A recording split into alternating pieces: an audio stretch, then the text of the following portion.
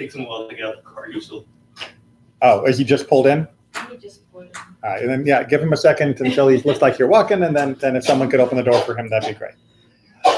Okay, we have made it to the 10th chapter of Ketubot. Dun, dun, dun. We are making good progress here. Hopefully you have found a number of the topics very interesting. This particular evening's topic is going to be very interesting about how we handle the interplay between debts and inheritance. Right now, in general, it may sound a little weird because we tend to think of, well, inheritance is inheritance and debts are debts. But even under American law or most European-based law systems that I know of, before you give out an inheritance, you have to take care of debts, right? Right. If I am, let's imagine I'm a very successful businessman, and I have made $5 million, and I die. Now, my kids are probably thinking, great, $2.5 million each. This is wonderful, right? And don't worry about taxes, right? $2.5 million each. But someone shows up and says, yeah, but your dad owed me $2 million. Well, they say, but I don't owe you $2 million, right? My dad owed you $2 million. So we get our money. No, that's not the way it works. First, the estate pays off the debt, and then the remainder of the estate will be divided to be inherited, right? Everyone has that basic understanding of how debts versus inheritance work, right? So the debts are cleared first. Whatever is left from the estate is then divided among the heirs. That's why I make extra copies, because forgetfulness happens. Okay, so Talmidim. So in that system, there is a second question, which is actually where we're going to start, which is what happens if there are two debts, right? What if one company says that I owed them $2 million and another company says I owed them $6 million, right? And there was only $5 million to cover the debt. So now there's like, wait, how do you handle that? In proportion? Yes. I know that Rabbi don't like proportion. Oh no, we're going to get proportions tonight. Oh, right. But there's another determinant before we get to that. If it's secured, it's who's first in time.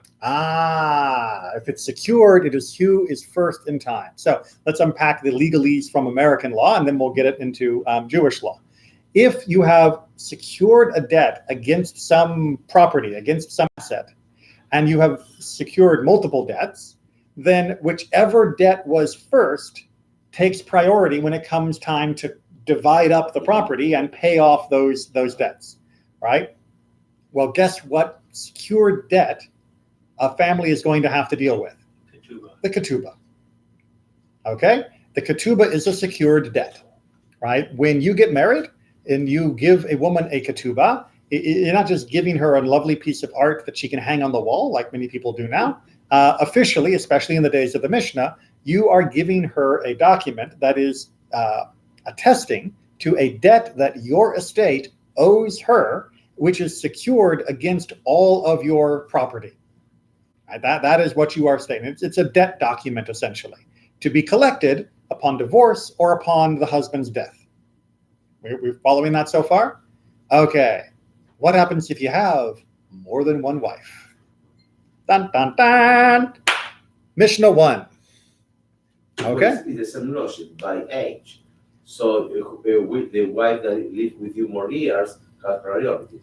But what if you liked one more than the other? No, but she suffered more years than the other. Well, maybe if you forced her to have another wife in the house, maybe it would be a suffering. But let's see how the Mishnah handles it, and maybe you're on the right track. So Aaron, do you mind starting off? Yes. If a man was married to two wives and died, the first wife takes precedent over the second, and the heirs of the first wife takes precedent over the heirs of the second. Okay, so we're going to do a quick little timeline. It seems pretty clear, but it's going to get more complicated, so I want to be able to refer back to this one. So we've got two weddings, right? We've got wife number 1, we've got wife number 2, and then we've got dead husband, right? So the question becomes, how do we pay out from his estate for them, especially if the estate doesn't have enough assets to cover both of the ketubas for the two women? Now, they were both married to him at the time of his death. That's our first standard case. So they say this debt takes priority over this debt because this debt was secured by his property before this debt was. So therefore we clear that debt, and whatever's remaining, then that would go to pay off the second debt. Very simple, right? And even if she is dead, even if she is dead, her heirs, right, her kids of wife one, they also inherit that debt at its timestamp from when it was first enacted. But if the wife passes away before, the children can request the ketubah? No, the children get the ketubah when the husband dies. They died. Yes. So technically what happens... So the kids receive the money from whatever they divide, plus the money from the ketubah. Okay, so in a generic family setting, right? So let's go back to our $5 million. It's not generic, but let's go back to our $5 million estate. Right, we got a $5 million estate, and we have two wives, because why not? The first wife has a ketubah for $1 million. Woo-hoo-hoo. The second wife has a ketubah for $2 million, right? So what happens? The first wife's heirs, if they're still alive, right, or if she's dead, the first wife's heirs would collect the first $1 million. The heirs for the second wife would collect for the $2 million. There's now $2 million left in the estate. The remainder would be divided among the heirs, just evenly by the number of kids. Okay, so they first collect the ketubah debt, then whatever's left, because now the estate has been cleared of debt, is divided among the remaining heirs in the normal proportional manner that the Torah talks about. You're following that so I far? have a question. Since the first wife died, doesn't that make her kids the heirs, and doesn't a debt take precedent over an inheritance? So debt takes precedent over inheritance in most circumstances, but technically what happens is this ketubah becomes part of the husband's property, and then they're making a claim against that at that point. And so because that ketubah has its timestamp, right, at this point, even though it's in his possession, it is considered to be a debt from that moment rather than a debt later on. Right? The promissory note is still signed and sealed at the moment that the initial ketubah was arranged. So that's why it continues to be considered a debt rather than an inheritance for them or for him. It's still collecting on a debt. They may be the heirs to the debt, but it's the debt itself that takes precedent at this point. Right? Does that make sense? Right? You have to clear the debt, and then you have to get the inheritance. I just thought they said the opposite. No, the heirs of the first wife take precedent over the heirs of the second. Part two, on the other hand, is going to say the opposite, and we're going to talk about why. So, part two. If he married a first wife and she died, and then he married a second wife and he died, the second wife and her heirs take precedent over the heirs of the first wife. Okay, so let's put a red alternate universe up here, right? So imagine wife one is alive, she has kids, and then we have dead wife one, right? So she dies sometime before the next wife comes along, or even after the next wife has come along, but she's dead before the husband's dead. If she's dead before the husband's dead, then that's what we were talking about here, right? The ketubah transfers into the husband, and now, because it's his property, it becomes more like an inheritance. This is Ketubot, B'nai Dichrin, right? This is now a pseudo-inheritance ketubah debt that gets transferred to these kids in the secondary way because of her death prior to the collection, right? It's like the husband sort of inherited the ketubah, but really he didn't inherit it. He was kind of like holding it, but it's kind of still an inheritance, and therefore we clear out wife two's ketubah, and whatever's remaining then goes to wife one. Now, if you're wondering why do we need all this detail, unless this is a problem, I'm going to turn off the ringer. Why do we need all this detail about how to inherit and all of these things? No, I don't. Excuse me. Sometimes the technology can be too helpful. Imagine if you didn't have any of these rules, right? welcome to the worst months of your life, trying to work out which kids from which wife get which priority over the inheritance and over the ketubah debt and over everything else. But having these rules removes all of that while still maintaining the logic of ketubah as a debt versus inheritance as a separate form of bequeathing. Does that kind of make sense? Okay, we're gonna build on that. So if it's not 100% clear yet, it will become clearer as we go. Ketubot 10:2. You up for reading? If a man was married to 2 wives and they died, and subsequently he died, and the orphans of one of the wives claim their mother's ketubah, and there is only enough for the 2 ketubot, all the orphans they divided equally. Okay, so what the Mishnah doesn't tell you here that we need to work out is that the 2 women were married at the same time. Because remember, if they were married one after the other, then the first one takes precedent. What's happening here is they were both married on the same day, right? At the same time, which, yeah, that must have been a real fun wedding. Every bride wants her day and they want to share it with someone else. But this is the problem that we're dealing with here, because now we have 2 timestamps that say the same thing. So therefore we have 2 equal debts, and not equal amounts necessarily, but equal weight, equal authority debts, equal claims on the estate. And there's no way to differentiate one to the other. So what happens? The claim is then divided, the ketubot basically are ignored, and the estate is divided among the kids. Why is that the case? It is because inheritance is an explicit law of Torah. Therefore, it has to be implemented, as opposed to the ketubah debt debate, which is more rabbinic law. So Torah law takes precedent over rabbinic law if they cannot both be accommodated. So in this case, because there is insufficient funds to cover the 2, let's make a new timeline, right? We got wife 1 and wife 2 at the same time. Because we have these 2 simultaneously, then there's insufficient funds to cover both of those ketubot. We can't pick a winner and a loser. So both of them just inherit as they would normally inherit. What happened if one has a ketubah that was higher than the other one? Doesn't matter.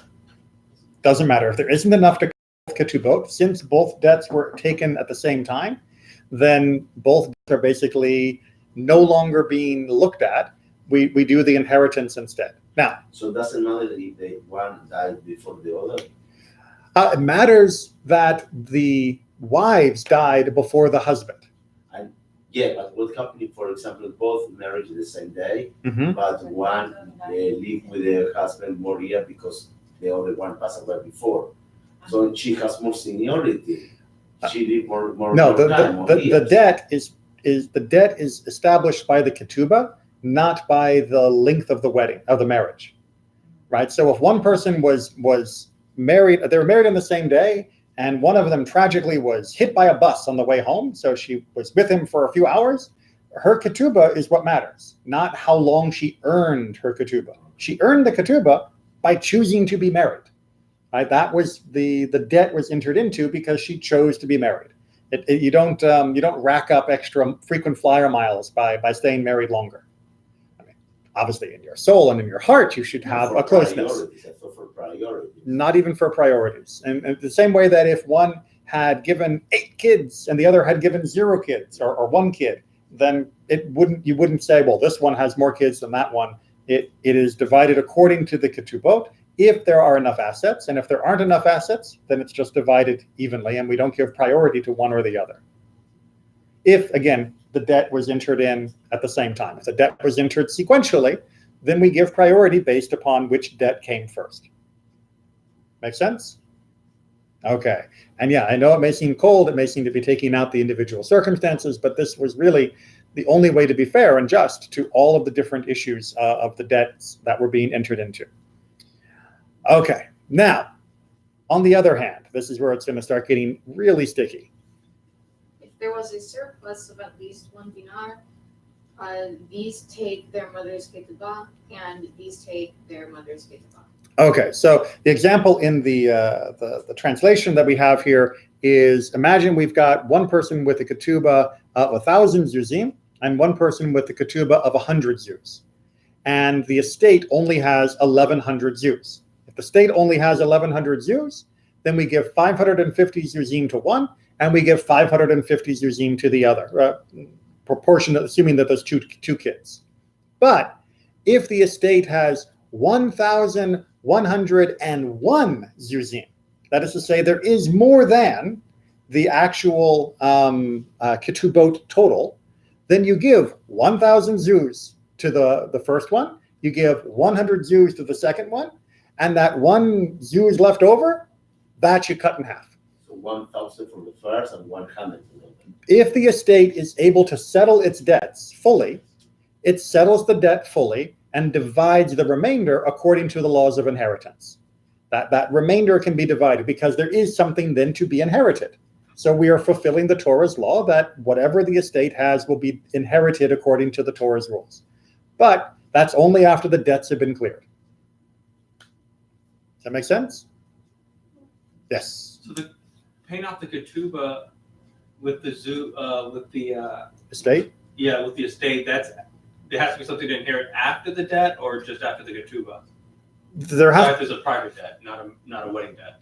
So this is specifically talking about the case of a ketubah that is been delayed because the mothers are dead.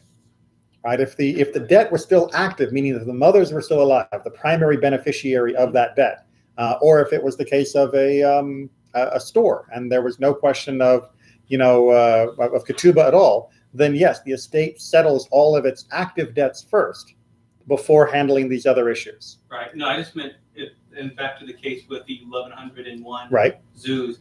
If there was a private creditor out there who he owed a zoos to, then we would be in trouble, right? Then that private creditor would take that zuz, and then you would deal with this type of ketubah, inherited ketubah, and divide it evenly, because you'd be back to the estate. The final estate would be only that exact 1,100.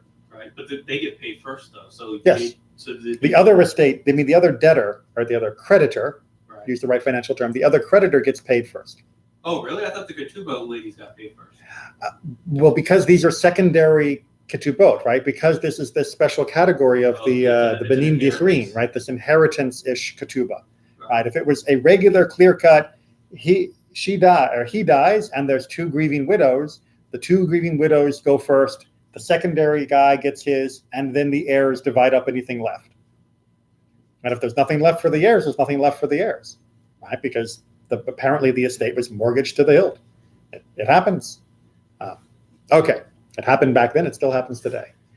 Now we get the trick question. Part 3.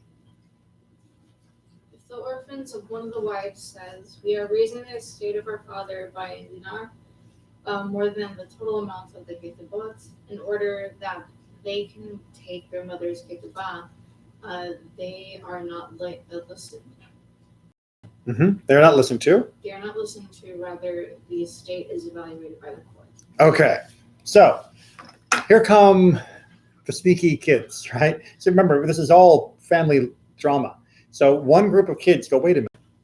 Right now, there's only 1,100, dinar in the state. And that means that we're only going to get 550 when this gets divided. But if we put in an extra dinar, making it 1,101, we'll get the full 1,000 rather than 550. So by all means, I'll sell them. It's a good investment to put the extra dinar in to be able to then collect everything. And then, we can divide the dinar with our brother and sister. I'm still going to get half the dinar back, right, when it comes time to divide that.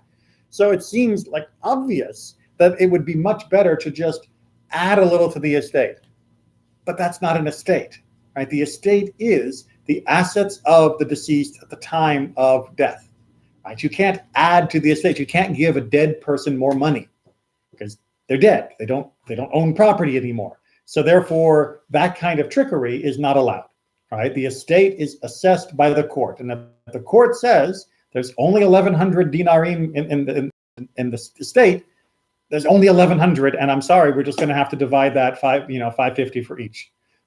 If the estate is estimated as having more, then yes, it would be more. By the way, if you can see that this would be one of the reasons why the Torah and the rabbis are so very, very cautious about the issue of bribery, you can imagine that it would be worth your interest to give 100 denarim to the judge to assess the estate more favorably. Oh yeah, it's 1,101 dinar because I'm going to get $100 out of this, and then they're going to get an additional 450. It makes obvious sense, and that's why all of the admonishment and laws about bribery and corruption are so strong throughout the Torah and rabbinic literature, because once you get into corruption, everything falls apart. It is a poison. All right, 10:3. And this is continuing the same topic. If there was a property that would soon belong to the state, it is not regarded as property held in possession. Okay, so imagine that in addition to all of our complicated financial 1,100 Zuzim estate that we've got, and on all of the different debts, I also loaned Shlomo 500 dinarim, and he hasn't paid me back yet when I die. Now, that 500 dinarim will eventually come back to me, and eventually will then have to be divided among my heirs. Can I count that 500 dinarim when I'm trying to add up whether there's enough money to clear these types of ketubot, or whether or not we just have to divide the assets as is? And the Mishnah says you don't get to count money you don't have. And the only money you can count is the money that is in possession. If you don't own it, right, you sold some property and you're waiting for the money to come in, well, in that case, it's not actually a completed sale, but let's imagine you loan money and you're waiting for it to return. You don't have it, doesn't come into the calculation, right? If it's not in your hand, you don't actually have it. And you're smiling over there as someone I know who works in real estate. You probably have met people who counted on money that didn't show up, that they were expecting when they were making deals. Yeah, that's this is not only good advice or legal principle for handling these kind of cases. It's good advice for life in general. Oh, I can probably go ahead and buy it this month because I'm sure I'm going to get $500 next month. Wait till next month. You got the money, then buy it. It's much better plan to follow. And onward, we get a little bit more of a push on this as well. Rabbi Shimon says, even if there was movable property, it is not regarded unless there was real estate worth 1 dinar more than the total amount of the 2 ketubot. All right, so as I mentioned many times before, the rabbis really, really liked real estate. They liked property. That was considered to be real value. Everything else is a little fluffy and squishy. And what Rabbi Shimon is trying to say here is that even when it came time to assess the estate of whether it had enough to cover our 2 ketubot, you only would count up the land. You wouldn't count any of the other assets of the person. So it's not the general rule that's followed, but it's just showing again how much they really emphasize land as the core value that a person would have. Make sense? Okay. Number 4. Let's get complicated, because this has been easy so far. If a man who was married to 3 wives died, 3 mothers-in-law. Not necessarily. The mother-in-laws could already have died. Married very young. Well, they were married very young, but they also died young. I mean, the odds of a person dying in childbirth were very, very high back then. And the odds of someone, getting an infection, very high. So we should not expect that everybody would have a living parent at the time of every wedding. Okay, so he's married to 3 wives. The 3 wives died, and the ketubah of one was a maneh, and of the other 2, 100 zuz, and of the third 3, 100 zuz, and the estate was worth only 1 maneh. They divided equally. Okay. No, it's from Mishnah 1. Same logic. Okay, well, so it's our similar logic here. But first of all, just for a moment, because it's always fun, imagine this relationship where one wife gets 100, one wife gets 200, one wife gets 100, one gets 200, one gets 300. It's like, you playing favorites here. But it would have been based upon the socioeconomic status of each of the different women and their families, and all of that would have been bound up in a complicated social discussion. Or maybe because when we talk to be married older and to convince someone to marry him, he need to give a high Ketubot. Right, but again, we're also talking about a case here where it might have been a simultaneous wedding, Absolutely. but because we need the same timestamps, we need to have the. Are you? Psh, this would be a good idea, or psh, what are you, No. crazy? Long night for him. Yeah, maybe if he was lucky. The weddings don't have to be simultaneously. It's just the ketubos have. Correct. The Ketubot have to be entered into as an agreement simultaneously. They don't have to actually be The ceremony. consummated simultaneously. Yes, exactly. Good clarification. All right. So if we have this state and we've got a 100 wife and a 200 wife and a 300 wife, and there isn't enough to establish the estate, right? Because it's worth only 100 itself. Then they divide the 100 equally. And actually, we're going to need to get some. We're going to need to get some numbers on the board, because otherwise this is going to get even harder to try and follow. All right. So we've got wife 1, wife 2, wife 3, and in our first case, we've got. The case, and wife 1's ketubah is 100, 200, and 300. Right, I got that right? Going off memory? Yes. Okay, so in the first case, where there was only 100 to be divided among them, what? If I didn't write, I don't think. 100? It's way up there at the top, but it's the letters were thin. I wrote with the chisel. Okay, so switch over to blue. So in the first case, where there was only 100 to cover all three of them, what happens? They divide. Good. Give me the math. 33. 33. 33. We're not going to do the pennies. Okay, so they each get 33. Boom. No problem. Why? Because there isn't enough to cover all of them. Part 2.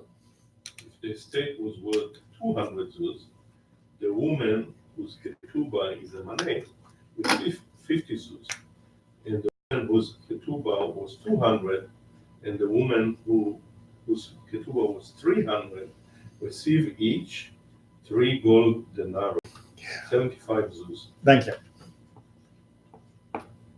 You have to do the exchange rate. Okay. Why? If this under the total value, they're supposed to divide equally. That was the Mishnah had. Okay. The first Mishnah. So they're supposed to be divided equally, but the question here is whether or not the debt is equal to all of them, right? Because we have enough to clear one of the debts, right? He has no claim. Let me rephrase that. Wife 1 has no claim on the second 100 dinar. Right? She's got no claim to that at all. She only has a claim to the first 100 because her debt does not extend into the second 100 of his wealth. But we say that the Mishnah 1 that they divided equally no matter what is the value of the ketubah. So Now there's a contradiction. So this mission is actually considered very complicated, and there's a couple different ways to explain it. So I'm following the USCJ's. The Talmud's version is even more complicated. This is based off Sadia Gaon and Albeck, a very good commentator, although unfortunately his commentary is only in Hebrew.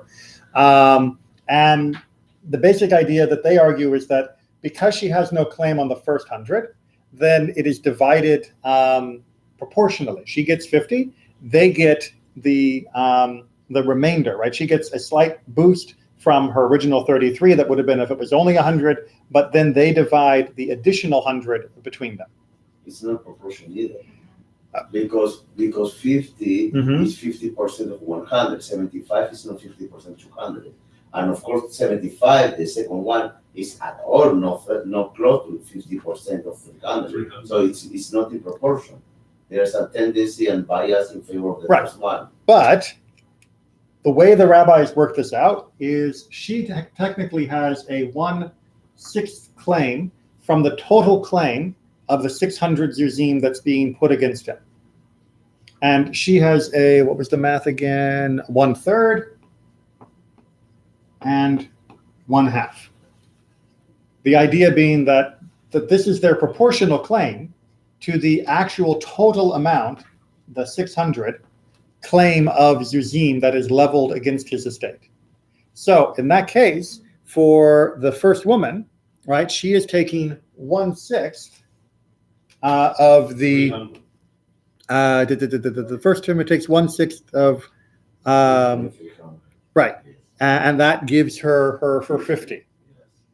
So yeah, like I said, the math is Yes, but 1/3 of 600 is 100, not 75. 1/3 of what?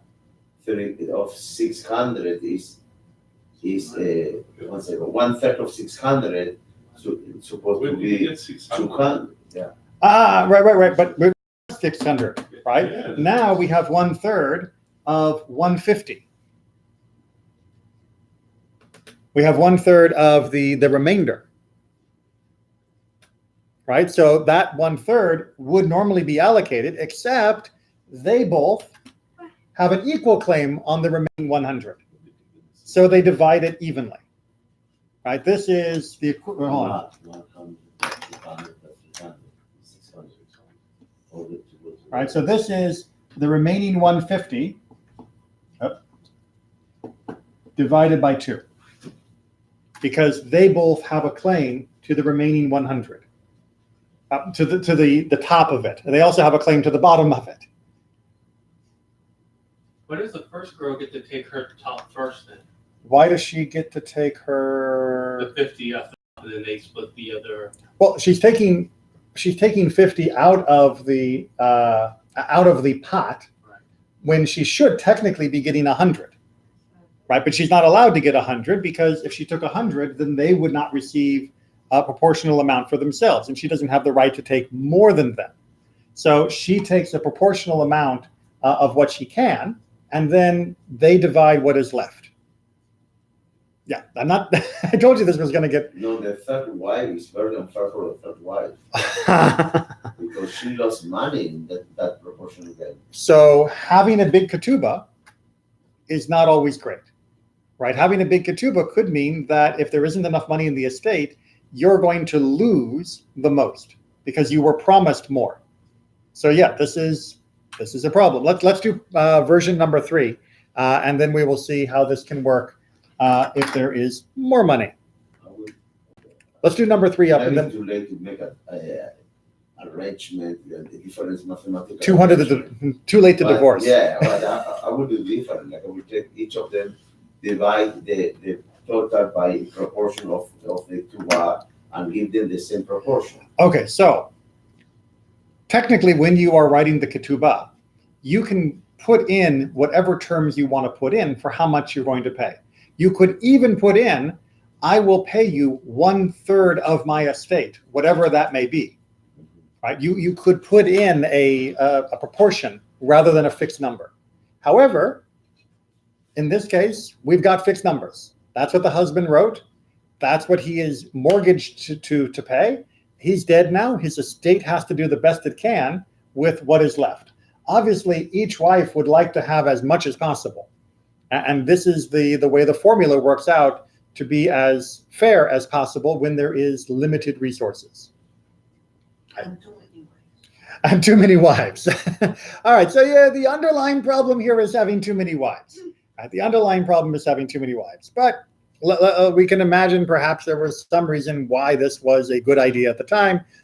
I having a hard time coming up. There was a flood, and there were 3 women in the village, and they all, needed to get married because otherwise, how would they be able to support themselves? Because the property wasn't owned by them. Blah blah blah. Socioeconomic, how things used to work in the economy, and he was doing a favor to all of them by marrying all 3. But each one of them demanded an increasing ketubah to get married, and he was so generous that he thought he would do it for all of them. And then, of course, he realized how horrible this was and died rather than deal with the problem. So, because that's the easy way out, right? It's just die and let the court handle the money problem. But that's where we are. But let's imagine he did a little better for himself. He's got 300 zuzim. How is this going to work out? Yerach, bring us home. 3, yeah? Yes, part 3. If the estate was worth 300 zuz, the woman whose ketubah was maneh received 50 zuz. And the woman whose ketubah was 200 received a maneh, and the woman whose ketubah was worth 300 received 6 gold dinari, 150 zuz. That's the best we can do for you. Now it's more proportion. Well, now we've got more that can be proportion, but again, it's because the same thing that happened, which was each person's claim taps out at a certain point, right? That final 100, there was no way for wife 3 to have a claim on, or there's no way for anyone except wife 3 to have a claim on that final 100, but they all did have a claim on the estate for their own. So in proportion, as this ascending amounts went, they were able to make more. She was able to get more and more. It's still not at all what she wanted, but at least it was able to come closer. I don't get it. Like if you had it doesn't give you the formula. So if it's like 250, you don't know how to figure it out without a formula, right? They would follow the same style, right? That which is actually read part 4, and then that'll give us the version. Similarly, if the 3 persons contributed to a joint fund and the fund lost or gained, they share in them. Right. So if like there are 3 investors that are all together on a piece of real estate, and then they sell it, they will enjoy based along the same way. Right. So if one put in 100, one put 200, one put 300, they will share the proceeds. And in this case, if there's a loss, they will still be the remainder that they will receive will be divided according to their proportion they put in, but only up to the amount they actually had as part of their debt, right? So if I put in 100 and it was tapped out at 300, I don't get my full 100 back because that second 100 and that third 100 were put in by someone else. And so therefore I'm only getting a proportion of the portion that is with me, but also to balance out the full debt. And yes, I agree. I could not put this into a formula easily, which is why I'm glad that I don't have to adjudicate this, because if I did, I'd have to break out my algebra to try and get this right. But that's why we have math teachers. I would like this to be put this on your math test for for some of your classes. I would really love to see the complaints on the parents when you began the word problem with, a man has 3 wives. I bet you get a call from the principal. Mr. Brenner, what are you teaching? Do you know what Mrs. Johnson told me? What's wrong with polygamy, right? Okay, ready to up the ante? Guess what's going to happen in Mishnah number 5? 4 wives, which, by the way, was considered to be the maximum recommended the maximum recommended limit for an average person. If you were a king, things got a little bit more loose, but if you were anyone else, 4 was considered to be the absolute maximum that you should have. So, Natan, what'd you say? Insanity? Yeah. So. Just a quick little digression on this, because it does seem insane to me as well, and it has been viewed as problematic, at least in European Jewry, for about 1,000 years, and most of the Muslim world also had diminished having polygamy as well within the Jewish community, but there were socio-economic situations and economic problems that in the ancient and classical world made polygamy make sense. When you're thinking of this more as being a business cooperative rather than just, romantic love, having more people participate in the collective did make some sense under certain circumstances. But the rabbis were very, very strongly opposed to this. We don't see any examples that I'm aware of consecutive polygamy. We see serial. You had one wife, she died, you married another wife. You had one wife, you got divorced, you married another wife. But having multiple wives is not something we see as being routine in any of the rabbinic texts. So they talk about it hypothetically. It certainly did occur, but it does not seem to have been recommended, nor does it seem to have been widespread. But they do have to deal with the law, so we deal with the implications. Maybe after a big war where most of the men died and there are not enough men to reproduce the society. Right, or to take care of women. I mean, the war, famine, floods, drought, all sorts of reasons can kill off parts of the population. And when the communities were quite small, it might still make sense to have an extended family. But by all means, the rabbis were very careful to make sure that all the wives had to be treated as equally as possible. They all had to receive the minimal attention from their husband, as well as financial support, like we talked about before. So it's not just, have as many wives as you want and have a harem. It was an economic structure, not just meant to be some fantasy for men to fulfill of having a whole bunch of wives. And then having more wives actually would often be problematic, which is why many men did not want to have a second wife. Or in the case of Levirate marriage, they didn't want to take their brother's wife, their dead brother's wife, on, because that might mess up their own estate. So yeah, it's not recommended, Yeah. but it did exist. Yeah, I wasn't just thinking like emotion-wise. I was thinking more of like biology-wise and financial-wise. Biology, it does also make it, if you have one father of kids from 3 women, then all of those kids are off limits to each other. And if in a small village, it will take a couple generations before they can start coming back and making matches again. So yeah, that can also stunt your family tree if you're doing it that way. And financially, it might have made sense for many circumstances, but the types of arguments that can come up were legendary. All right, Natan, 4 wives. Mishnah 5. Whoever wed 4 wives and died, the first proceeded the second, and the second the third, and the third the fourth. The first. All right, so this time, So something like the shock of Costello and Bear, which of the bases. who's on first, right? Yeah. So the first wife gets precedent, the second gets more, right? So this is going back all the way to our first Mishnah of the night, right? That they get married, and therefore it's whichever one had the debt first, they take priority. Whichever one has debt second, she takes priority over number 3 and 4, and so on and so forth. So we're just dealing with the normal order of debts. So If the estate has enough money. If the estate has enough money, yes. So did Jacob have to go through all this trouble? His children did. And in fact, the arguing about the inheritance is something that continued to go on, of how are we going to allocate the land of Israel? And that was something that caused a great deal of friction and had to be settled by doing lotteries.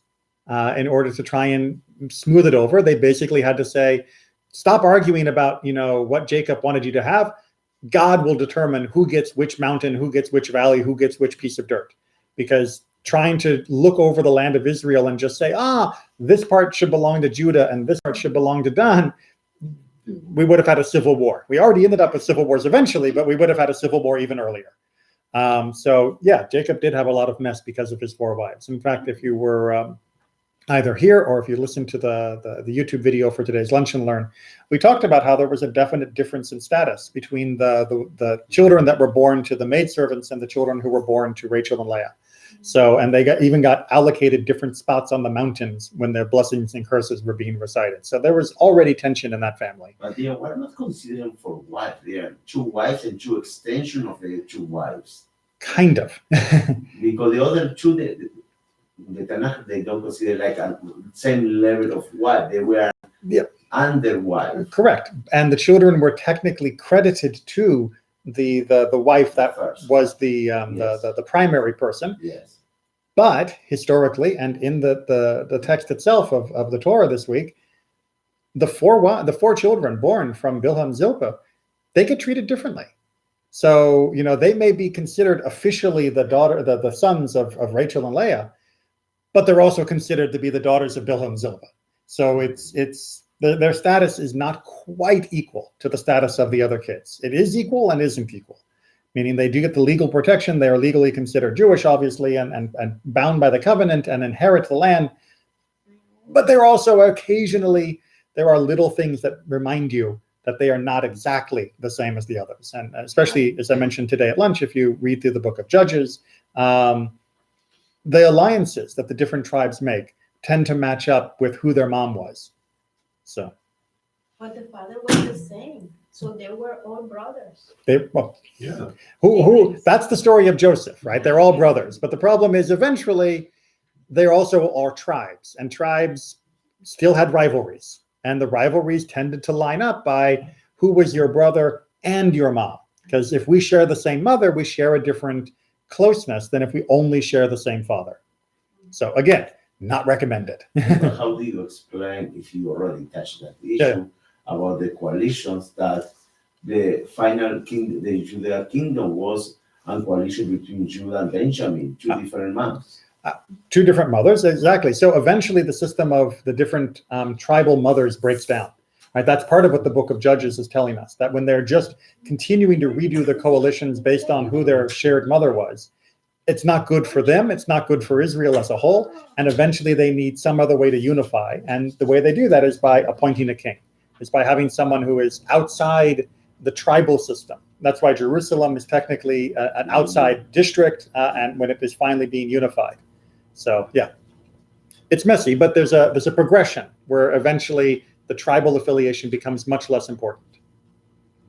All right. Okay, so we have our normal system. Continue. The first goes to the second, and the second to the third, and the third to the fourth, and the fourth is paid without an oath.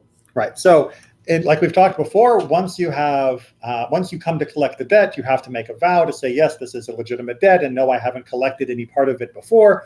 And so the first one has to make a vow to the second one, right? Because when I take mine, I technically could be taking away from you, and I swear I'm not doing that. And then the second one has to make a vow to the third and the fourth. But the second one doesn't have to make a vow to the first one, because the first one's already got hers. Right, because she came first in line, because she was first in the timestamp. And why the fourth she cannot do an vow? Who is she vowing to? To the children. Read the next section. You're right on target. Ben Nanus. When Nana says, and because she benefits, she also is not paid except with an oath. If they were all handed out one day. So let's deal with that, right? So why does the fourth wife not need to take a vow, he says? What about the heirs? She should be making an oath that she's not taking or has already taken in order to clear herself of any charges of wrongdoing vis-a-vis the rest of the estate. So if there are indeed other heirs, then yes, we make her take a vow. If there is no one else, then or if the money has run out exactly, then we also, or exactly plus one, then we don't need to take an additional vow for that. That's the final answer. Now, part three, if they were all issued on the same day, again, you got married to 4 women on the same day. Well, Lunacy. The other even by 1 hour and 2 hours. Right? So if you're going to get down to the same day, and we're going to have our timestamp, then our timestamp is going to be down to the hour as well. I got married at 8. I did the ketubah at 8 o'clock for one. I did the ketubah at 9 o'clock for number 2, and so on and so forth. But you cannot sign 4 ketubot at the same time. So you can say, okay, so if it's by an hour, it can be also by a minute. Hold on. Keep reading. You're asking the right question. The Mishnah's got you covered. Oh, okay. And that's in Jerusalem, they would write down the hours. Okay, so in Jerusalem, they actually wrote the hours. If they were all handed out in 1 hour and there's only a money, they should. All right. So going back to our question about, having insufficient, we don't take priority if they were married in the same hour, or they could do ketubah in the same hour. So yes, you don't have to get down to 12:59 and 3 seconds. If there was everybody at 12 o'clock, whether it was 12:01 or 12:30, that counts as 12. And therefore, they are all going to divide it equally, and we cannot prioritize one over the other. So they round off by the hour. They don't round off. They don't go any deeper than that. Rabbi, Yes. last week or 2 weeks ago, we talked about when they had to take an oath to receive your inheritance or your ketubah. So we talked about contracting it away too. I cannot swear to that. I remember It was either last week or the week before. before. But if you read 10:6, we're going to do a little bit more with complicated inheritance here. Or not inheritance, but complicated debts. And this one's going to be real fun. I believe you're up, Aaron. If a man who is married to 2 wives sells his field, Okay. So now we've got 3 people involved in this situation. We've got the 2 women who each have their ketubah, and we have a guy who bought the field. Now, remember what we said before He needs to return the money. is that he needs to return the land in order that it can be sold to pay the debt. Now, so that's our generic situation here, but there's a wrinkle in this one. And that wrinkle is, and the first wife wrote to the buyer, I have no claim whatsoever upon you. okay, remember we talked about that when you're buying land from a guy who has a ketubah outstanding to a woman, you might want the woman to proclaim, I'm not going to come after the land if he dies and the estate won't cover it. So he got that document from wife number 1. He did not get that document from wife number 2. So all the money goes. No, it's more complicated than that. Keep going. The second wife may take the field away from the buyer, and the first wife from the second, and the buyer from the first. Okay, so what we get a circle of confusion, right? What is it? The cone of confusion or cone of certainty. All right, so the second wife didn't sign away her right to get the field, so she takes it. The first wife didn't say she wouldn't take from the second wife, so she's allowed to take from the second wife. But the buyer of the field can say, yeah, but you signed away your right to the field, so I'm taking it from you. And the second wife says, well, if you've got it again, then I can take it from you because I didn't sign it back to you. And the first wife says, well, if you've got it, I can take it. And around and around and around and around it keeps going. Right? What's that? Musical chair. But it's musical chairs, but no one takes away a chair. Right? So you just keep going in a circle forever. There is no way out of this particular conundrum. The court can't do anything, which is why. And so they go on in turn until they arrange a compromise between them. And go ahead and read the last line. The same law applies also to a creditor and to a woman creditor. Right. So even if They cannot compromise. They don't They keep reach going. any they keep going. So no one have the land. Right. No one moves. They can't. Everybody has a claim against another person who takes it. And therefore, there is no way for any one person to remain in possession of it. So the only result, the only answer can be compromise. So it's for eternity because also the heirs of each of them will continue the discussion. No, because the estate has to pay off the debt first. The heirs don't get to come in until the debts have been cleared. So the inheritors can't mess this up. But unless they try to convince one of them to compromise in some way, but they can't make a court claim that would mess this up. All 3 of these court claims are perfectly valid, and all of them are equally compelling, and therefore you're left with compromise being the only escape from this circle of pain. And that's one of the things I love about the way this particular Mishnah was edited, that we finish on with chapter 10:6 of all of the different problems that can come from having these multiple people in credit, is we sometimes will get to points where the law cannot untangle who owes whom what. And the only thing we can do then is compromise. Now, go ahead. But, well, one, it seems like if they're not willing to compromise, it just keeps going. And that's the main job of the court, is to resolve arguments. So. Of course, but the court cannot resolve the argument. And Right? so, Remember, and I don't know if I've said this recently, but it's always good to remind people, the Jewish law does not believe the court has the right to just take property from people. Right? Jewish law believes the court has the right to read the law and know to whom the property actually belongs. If the court takes property from someone that it doesn't actually, or takes property away from a person to whom it actually belongs, the court is committing theft. And so the court will not just step in and say, all right, you children, you get this, you get that, you get the court would be immoral, let alone illegal, for the court to just make a decision when there was no law that told them this was who deserved what. So two of them could conspire against the third, right? Like, let's say if you had it and I could take it from you and you can take it from Natan, and I say, how about we just split the proceeds and we won't give Natan anything, and I want to start my claim against you as long as you give me. Compromises aren't always pretty. So we can say that Tom's out of the picture. We'll just split the proceeds. So, I mean, if you were going to ask me what would be the most likely outcome from this, I would think wife number 2 and field owner would come to a compromise of just splitting it between the two of them and leaving wife number 1 out of the bargain, because she already technically signed away her rights to the land. So it's most natural to simply exclude her from a final deal. But that doesn't have to be that way, right? If wife 1 and 2 both say, well, how about if I take it from him, you take it from me, or I take it from him and you don't take it from me. Wife 2 takes it from the credit, or from takes the land from the buyer, and wife 1 doesn't try and take it from wife 2. Then, we could have it be settled at that point, and the wife 1 and 2 could divide it if they were on good terms with each other. So, and same thing if wife 1 could say, hey, creditor, I can't take it from you, but she could take it from you, and then and then I'll take it from her, and then I'll split it with you if you don't take it from me, because if you take it from me, it'll go back to her, right? Or they could all just be human beings realizing that they're going to have to live in the same village until the day they die. So probably it's best just to divide it 3 ways. But What about if there's no way that they can make an arrangement? Would the court step in and say, okay, So the let's court- divide it between the two? no, the court would not step in and say, this is how it must be divided. But if all 3 of them were being absolutely horrible human beings, the court could start putting penalties upon their behavior. So the court could, for example, say, look, these 3 people are having a difficulty of resolving this issue that is tearing apart our community.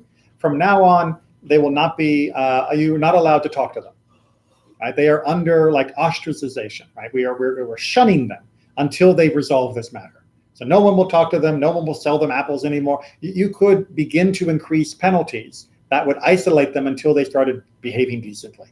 So we did have that leverage to try and force. Now that leverage is perfectly fine, because what you're basically saying is you're behaving badly, and we're allowed to chastise you for that. But we're not allowed to take your property, even if you're behaving badly. Are you coercing the property from them? No, you're not coercing them. You're penalizing them for their bad behavior. You're not forcing them to disown part of their property. Right. So asserting your property rights can be considered bad behavior? If you're doing it in a way that prevents there ever being a resolution, so that this goes on in perpetuity, or if you're doing it in a way that is especially painful or mean-spirited, then yes, that would be considered something that would be inappropriate and needed to be chastised. But if everyone just thinks it's unfair, so they just keep asserting their rights, there's nothing they can do? Technically, no. If they're just being very normal about it and very civilized, then technically this could go on for some time. But if they're all being very civilized about it, A, I wouldn't expect it to go on forever because they're civilized, and B, it's not harming anyone at that point because it's just spinning in a circle. Okay. We're good. We finished chapter 10. Yay!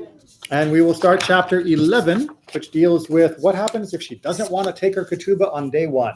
Husband dies, and she's not looking to move out. Right? She would like to stay in the house. What happens in that circumstance? So that's what chapter 11 is going to begin with as a topic. Take care, everyone. Thanks, Rabbi.